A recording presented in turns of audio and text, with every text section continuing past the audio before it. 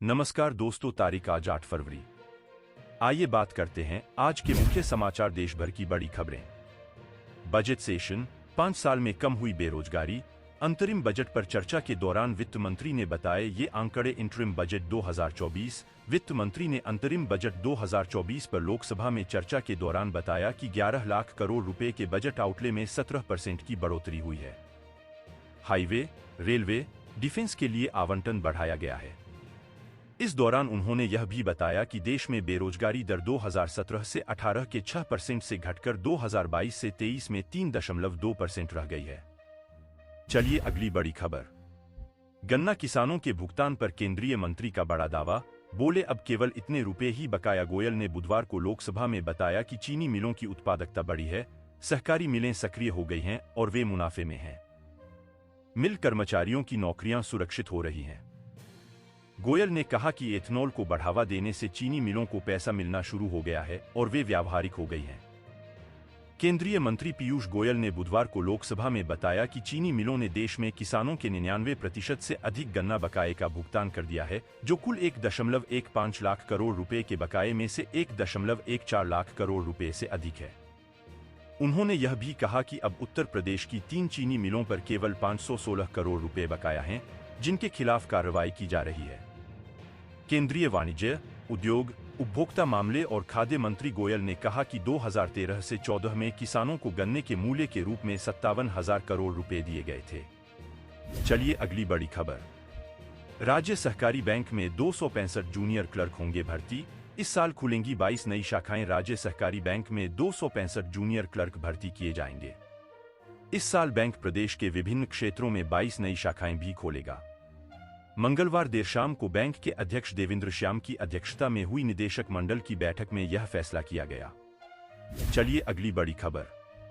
अयोध्या वाराणसी के साथ 17 महानगरों को भी सोलर सिटी बनाएगी योगी सरकार। जाने क्या है तैयारी। यूपी के ऊर्जा मंत्री ने कहा कि सौर ऊर्जा के क्षेत्र में यूपी अग्रणी राज्य बनकर सामने आएगा। उन्होंने कहा कि महानगरों को सोलर सिटी के रूप में विकसित करने के बाद ग्रामीण इलाकों को सोलर ग्राम के रूप में विकसित किया जाएगा। उत्तर प्रदेश में सोलर एनर्जी को प्रोत्साहित कर रही सरकार अयोध्या और वाराणसी के साथ 17 महानगरों को भी सोलर सिटी के रूप में विकसित करेगी। महानगरों को सोलर सिटी के रूप में विकसित करने के बाद योगी सरकार का लक्ष्य ग्रामीण इलाकों को सोलर ग्राम के रूप में विकसित करने की योजना पर कार्य करेगी। उल्लेखनीय है कि योगी सरकार ने अयोध्या को प्रदेश की पहली सोलर सिटी के रूप में विकसित करने का लक्ष्य रखा है। इस पर तेजी से कार्य चल रहा है, जबकि वाराणसी में भी बड़े पैमाने पर सोलर प्लांट लगाने की तैयारी शुरू हो चुकी है। चलिए अगली बड़ी खबर। पेटीएम मुद्दे से निपटने का काम रिजर्व बैंक का। कार्रवाई से जुड़ी चिंताओं पर सचिव ये बोले। पेटीएम रो पीपीबीएल के खिलाफ आरबीआई की ओर से की गई कार्रवाई के कारण कोई वित्तीय स्थिरता संबंधी चिंताएं होने के सवाल पर जोशी ने कहा कि यह एक बहुत छोटा बैंक है, इससे प्रणालीगत स्थिरता संबंधी कोई चिंताएं नहीं है। चलिए अगली बड़ी खबर। भारत में 100 अरब डॉलर का निवेश कर सकते हैं कुछ यूरोपीय देश। 10 लाख नई नौकरियां पैदा होने का अनुमान। भारत यूरोपीय देशों के एक छोटे समूह से व्यापार सौदे को अंतिम रूप देने के करीब पहुंच गया है। इस सौदे के तहत यह यूरोपीय देश अगले 15 वर्षों के दौरान भारत में 100 अरब डॉलर का निवेश कर सकते हैं। ब्लूमबर्ग की एक रिपोर्ट के अनुसार यूरोपियन फ्री ट्रेड एसोसिएशन ने व्यापार समझौते में निवेश को लेकर वादा किया है। ईएफटीए में नॉर्वे, आइसलैंड, लिechtenstein और स्विट्जरलैंड शामिल हैं। चलिए अगली बड़ी खबर।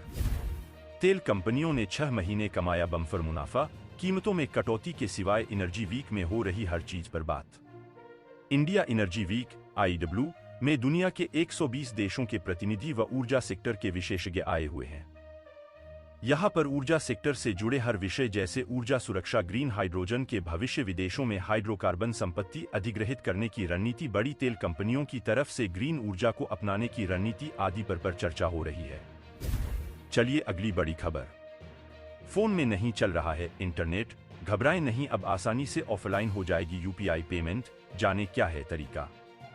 UPI payment. बीते दिन कई लोगों को यूपीआई पेमेंट करने में परेशानी का सामना करना पड़ा था। एनपीसीआई ने ग्राहकों को ऑफलाइन यूपीआई भुगतान करने की अनुमति दी है। आइए जानते हैं कि आप ऑफलाइन तरीके यानी कि बिना इंटरनेट के कैसे यूपीआई पेमेंट कर सकते हैं। आप बटन वाले फोन से यूपीआई पेमेंट कर सकते हैं। पढ़े पूरी खबर। चलिए अगली बड़ी खबर। फोन पे, गूगल पे या भीम? जानिए पेटीएम की समस्या से किसको हुआ सबसे ज्यादा फायदा, यहां जानें डिटेल। भारत में लोग पेमेंट के लिए कई ऐप्स की मदद लेते हैं, जिसमें गूगल पे, फोन पे, भीम और पेटीएम शामिल है।